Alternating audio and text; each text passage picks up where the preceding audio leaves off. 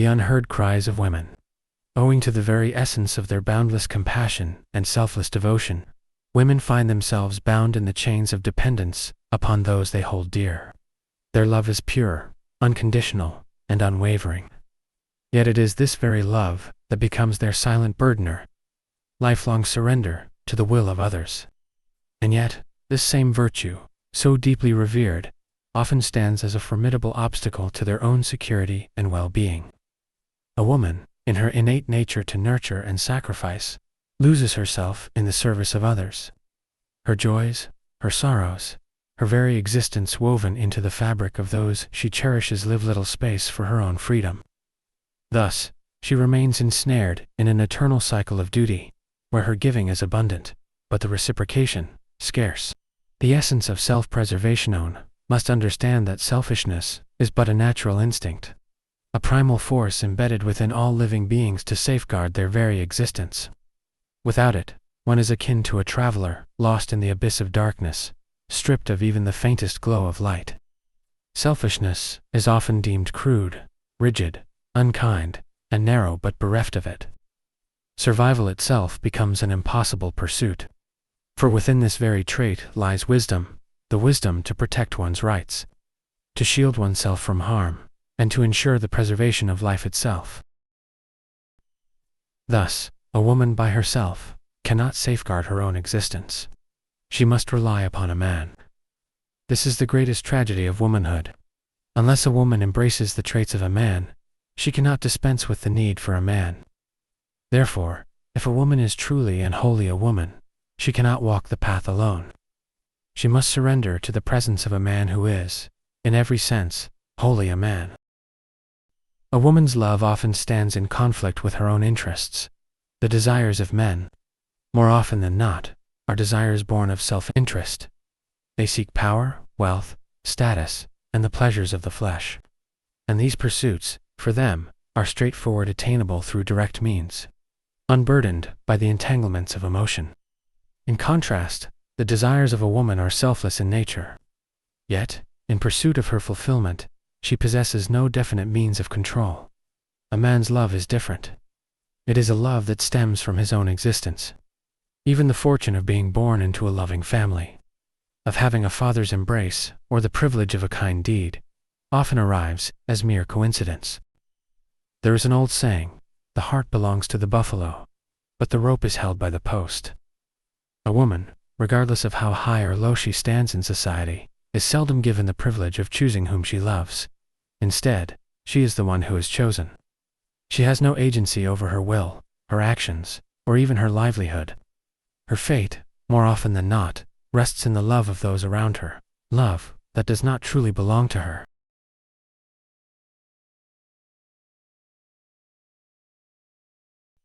Love is not something that can be bought, nor is it an asset to be claimed. It exists beyond reason, beyond self-interest. Yet, for a woman, if love is all she has, if it is the very essence of her being, then is she not at the mercy of fate? And is that not the greatest tragedy of all? But this is not the end.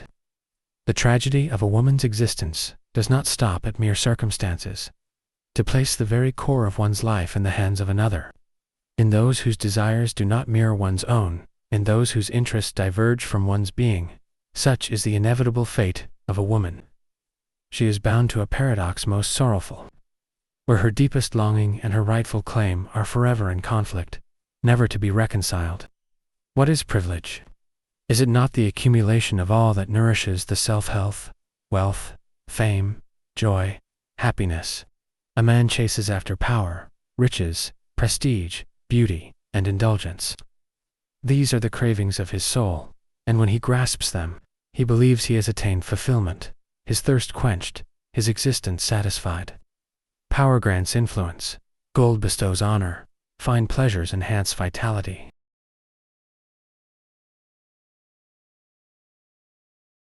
But what of a woman? Is she not the very womb that carries life? She does not seek conquest. What she yearns for is love to give, and love to receive, care to offer, and care to cherish. Her deepest desires lie in the nurture of those around her, in the gentle weaving of harmony within existence itself. It is the foundation upon which her joys and sorrows are built. Yet, the cruel irony remains. Her longing always stands in opposition to her own rights. What does motherhood bestow upon a woman? Is it not the weight of countless sleepless nights, the unending vigil of care, the ceaseless burden of worry? Does bearing a child grant her greater health, wealth, or prestige? No, on the contrary. Motherhood is the quiet sacrifice, an offering where the very essence of her being is poured into another. Yet, in this noble surrender, does she not also witness the slow erosion of herself? For every breath she gives to her child, a fragment of her own existence fades, and she becomes less and less of the person she once was. What does a woman truly gain when she must leave behind the warm embrace of her parents' home? The sanctuary where she was cherished, nurtured like a delicate pearl in the palm of loving hands. From the moment of birth until she blossoms into womanhood, she is showered with affection, enveloped in the boundless love of her mother and father. And yet, she is expected to forsake all of this, to step into an unfamiliar household, to entrust her life to a man she barely knows, to surrender her identity to a family that will never regard her as their own flesh and blood. She exchanges the unwavering devotion of her parents for the uncertain acceptance of her husband's home. Is this sacrifice truly repaid? Does marriage grant her joy as effortless as the morning breeze, honor as natural as the rising sun? Or is she met instead with the cold reality of neglect, of a husband who may one day grow indifferent, of in-laws who see her presence as a mere duty to be tolerated rather than a soul to be cherished? Does her sacrifice bear fruit, or is it merely swallowed by the unyielding traditions of a world that demands so much from her, yet offers so little in return? What does a woman truly gain when she spends her life nurturing her child, pouring her soul into raising them, ensuring they grow strong and capably lonely, to one day watch them walk away, leaving her to a life of solitude and longing? And in the very stage of life when she most needs love, when her heart aches for the warmth of affection, she is left with nothing but echoes of the past. Is there any sorrow greater than that of a mother who has loved her child beyond measure, who has never let them out of her sight, yet must one day summon the strength to release them into the arms of another, to send them away into an unfamiliar family? Such is the silent, bitter tragedy of a woman's existence, sacrifice so profound, yet so often unnoticed. If one were to speak of a woman's rights in this world, one would find that a woman can never reconcile her yearning for love with the pursuit of selfish, material gains. It is as if the very essence of womanhood is woven with the threads of sacrifice, where personal benefits hold no true meaning against the boundless depths of her longing for love. And yet, a woman being a woman, willingly surrenders all her rights, forsakes every privilege, just to satisfy this innate thirst for love. For in that surrender, in that selfless offering, lies the only happiness she truly seeks. In truth, if one were to weigh a woman's self-serving rights against the boundless joy she finds in selfless sacrifice, it would be a dilemma most profound. For how does one discern which path is truly righteous, one that clings to personal gain, or the one that dissolves the self in the service of love? Such is the eternal question, where the lines between self-interest and devotion blur like the meeting of earth and sky at the distant horizon.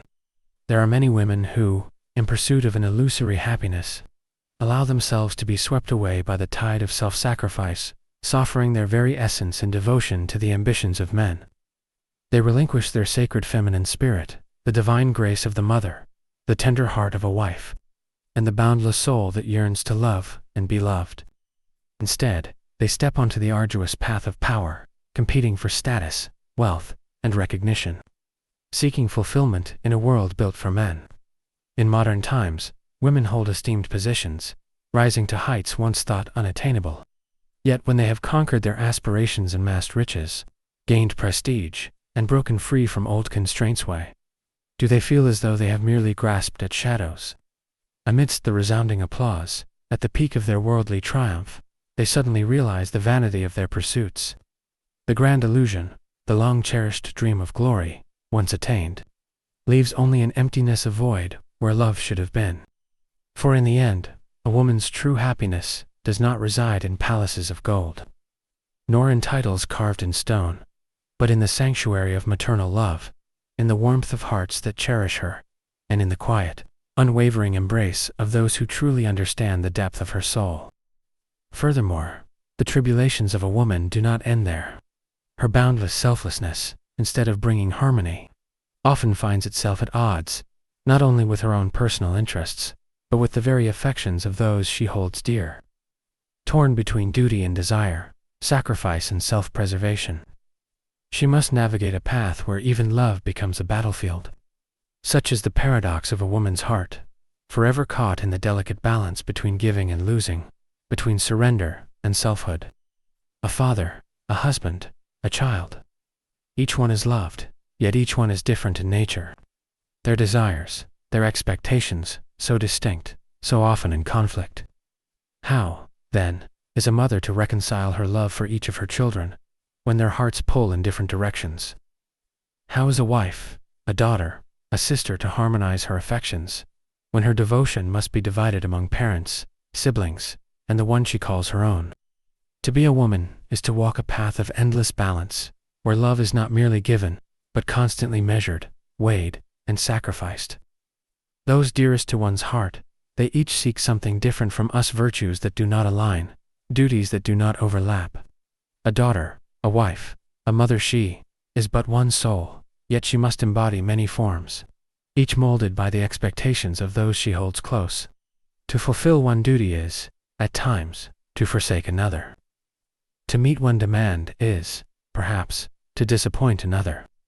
Such is the weight of love. It asks, it commands, yet it seldom considers the burden it places upon the giver. Before marriage, they desire a woman adorned with grace, innocence like poetry, and a mind as vast as the horizon. A lover always wishes for his beloved to be naive, for in her naivety, he finds ease in bending her to his will. Simplicity is cherished, innocence adored for it, makes her an easy captive of love's illusions. Yet, once married, the same innocence is cast aside, like a forgotten dream. Now, she must stand firm with wisdom, adept at household affairs, skilled in the art of cooking, and bear the weight of responsibilities, without hesitation. The very naivety once cherished is now deemed folly. What was once enchanting is now an inconvenience. She is expected to transform overnight to a wife of wisdom, a homemaker of skill, a mother of selfless devotion. Love, it seems, is not merely an exchange of hearts, but a silent demand for transformation. A husband no longer seeks the dreamy-eyed maiden he once adored. He now seeks a woman of endurance, a quiet force holding the world together. She must relinquish her burdens to none, for she is the anchor, the silent architect of the household. Such is the fate of a woman. She must rise above, she must endure, she must learn the art of sacrifice, to fulfill the silent expectations woven into the fabric of love. With children too, the story remains the same. When they are small, they demand that their mother be ever present, ever a step away, always a protective shadow, ensuring their safety, tending to their every need, guiding their every step. But as the years pass, as those tiny hands grow larger, and those innocent eyes seek horizons beyond, the very child who once clung to his mother now demands distance. He asks her to let go, to stay away, to not interfere in his life. He does not wish to hear her words of wisdom, nor does he seek the warmth of her care anymore. He desires freedom, a life unshackled by concern. And in truth, the child is not wrong, for he must carve his own path. Yet the mother, who once held him through sleepless nights, who wove her existence around his well-being, now finds herself erased from his thoughts. Ah, such is the fleeting nature of affection, the irony of love. But a mother's heart knows no resentment. It is the very embodiment of boundless patience and unconditional love. Even in silence, she remains, watching, waiting, loving, forever. After all, it is neither the cruelty of men nor the rigid decrees of society that compel women to surrender to the desires of others, to sacrifice themselves in silent obedience. No, the truth lies deeper. It is the very essence of womanhood, the innate thirst for selfless love, the sacred instinct to nurture and uplift, that binds them to this eternal path of giving. And so, in the grand design of fate, it is their own luminous spirit, their unshakable devotion, that becomes both their guiding light and their unyielding burden. In their longing to create and serve, they sometimes find themselves ensnared, led astray by their own virtue, lost in the endless corridors of sacrifice. It is not merely the task of society to construct grand systems in the name of women's happiness. No, the true path lies in enlightening the hearts of men, teaching them to perceive the silent echoes of a woman's soul, to understand her unspoken burdens, to cherish her with wisdom rather than expectation. For only through such awakening can men shoulder their sacred duty, to lift women from the unseen sorrows they have long endured in quiet resignation, to stand beside them not as masters, but as guardians of their dignity and peace. A wise father, who truly cherishes his daughter because he understands the silent depths of her heart, will never be troubled by futile battles to claim her rights against the authority of her husband. No, his greatest fear is not that she lacks power, but that one day, in the vast court of life's judgment, she might herself become a blind instrument of society's flawed moral spreading, knowingly or unknowingly, the same pain that generations of women have quietly endured. Ah, but if his daughter can truly comprehend the essence of men, just as he does, then his heart will rest in peace, knowing that her future holds the promise of happiness, not sorrow. The position of society today is but a reflection of the circumstances once faced by that wise father. If a society truly seeks to bring happiness to its women, then its foremost duty is to educate men, just as it does women. It must illuminate the path of understanding, guiding both to perceive one another with wisdom, so that the wounds inflicted by ignorance do not deepen into the silent anguish of the past. For when men fail to understand women, and women fail to understand men, it is not just the individuals who suffer, but the fabric of life itself that weaves sorrow into its threads, leading humanity towards a destiny as bleak as those we have witnessed before. A woman's nature is woven with threads vastly different from that of a man, yet, in the illusion that men and women are but reflections of one another, that their hearts beat with the same rhythm, people impose their own perceptions upon the other, believing what is true for one must be true for the other. And thus, misunderstandings arise, not from malice, but from the folly of assuming that the depths of one's soul can be measured by the measures of another.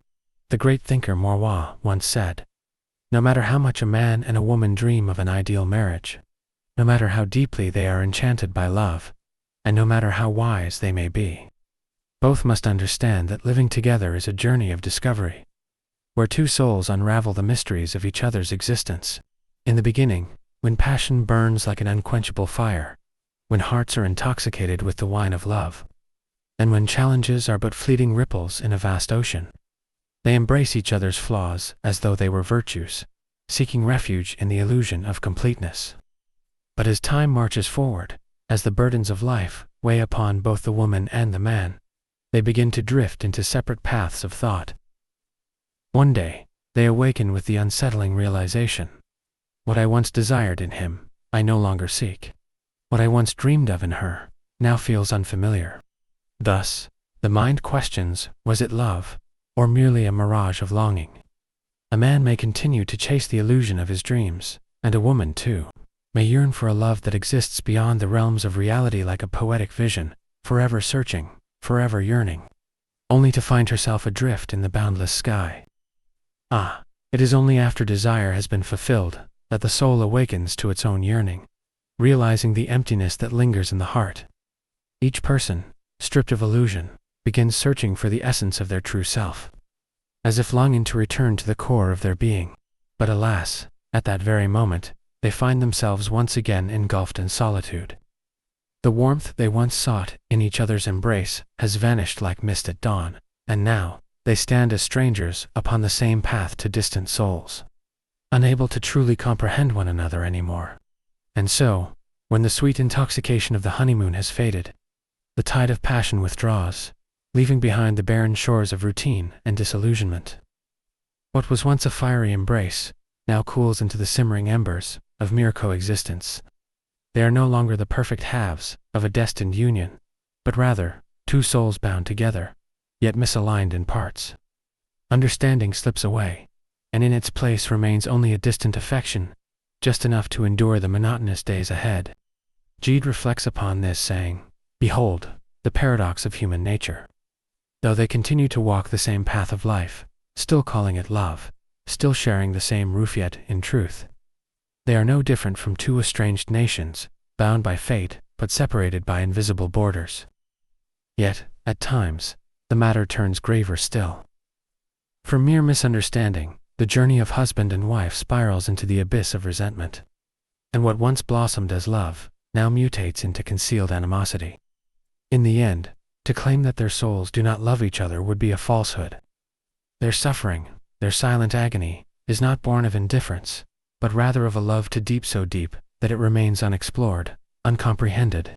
For their souls are not aligned in harmony, but in extremes, each a mirror reflecting the other's unresolved depths.